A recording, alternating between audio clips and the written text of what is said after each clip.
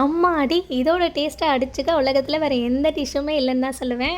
அவ்ளோ டேஸ்ட்டா இருக்கும். நல்லா சூடா இருக்கிற சாதத்துக்கு கூட சாப்பிடும்பொழுது, எப்படி செய்யலான்னு பார்க்கலாம் வாங்க.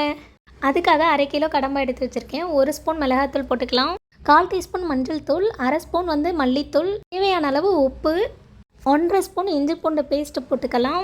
ஒரு 1/4 டீஸ்பூன் அளவுக்கு கரம் மசாலா ஆட் பண்ணிக்கலாம்.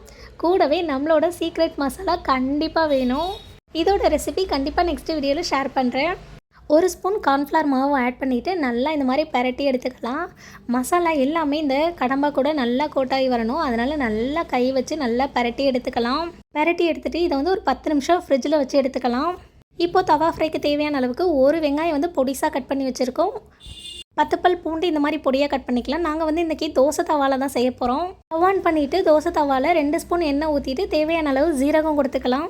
சீரக தாளிப்பு முடித்த பிறகு நம்ம கட் பண்ணி வச்சுருக்கிற பூண்டை ஆட் பண்ணி நல்லா வதக்கி எடுத்துக்கலாம். கூடவே 2 காஞ்ச மிளகாய் போட்டு நல்லா வதக்கி எடுத்துக்கலாம்.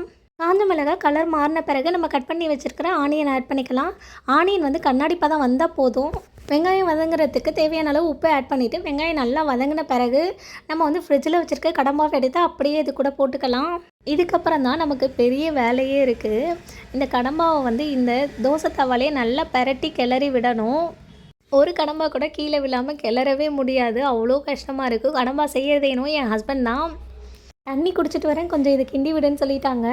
இதுதான் ரொம்ப பெரிய வேலையே. இதை போய் என்கிட்ட கொடுத்துட்டீங்களேன்னு சொல்லிட்டு புலம்பிகிட்டே இருந்தேன். அதோட வந்து கரண்டியை வாங்கிக்கிட்டாரு. ஓகே, கடம்பா செய்ய செய்ய ரொம்ப டெம்டிங் ஆகுது, நான் போய் கொஞ்சமாக சாப்பிட்டுட்டு வந்துடுறேன் அப்படின்னு சொல்லிட்டு சிக்கன் குழம்பு வச்சு நான் சாப்பிட்டுட்டேன். கடம்பா செஞ்சு முடித்த பிறகு கடைசியாக கருவேப்பிலை தூவ மறந்துடாதீங்கன்னு சொல்லிட்டு வந்துட்டேன். செம்மையாக இருக்கும் வாசனை. ஒரு 15 மினிட்ஸ் வந்து சிம்லேயே நல்லா குக்காகி வரணும். அப்போ தான் டேஸ்ட்டு அல்டிமேட்டாக இருக்கும். 15 மினிட்ஸ் கழித்து நம்ம கடம்பா வந்து சூப்பராக ரெடி ஆகிடுச்சு. பாருங்கள் எப்படி இருக்குன்னு. இந்த கடம்பா வந்து இன்னும் கூட ட்ரை பண்ணி சாப்பிட்லாம். எங்களுக்கு இந்த மாதிரி ஜூஸியாக சாப்பிட்டா ரொம்ப பிடிக்கும். அதனால் சொல்லிவிட்டு நாங்கள் இந்த ஸ்டேஜ்லேயே எடுத்துட்டோம். இந்த ஸ்டேஜில் வந்து பெப்பரும் சில்லி ஃப்ளெக்ஸும் சேர்த்தோம் அப்படின்னா டேஸ்ட்டாக அல்டிமேட்டாக இருக்கும். நாங்கள் பசங்களுக்காக சேர்க்கலை. எவ்வளோதான் கடம்பா இருந்தாலும் கடம்பா செஞ்ச பாத்திரத்தில் சாதத்தை போட்டு பரட்டி சாப்பிட்றது அவ்வளோ டேஸ்ட்டாக இருக்கும்.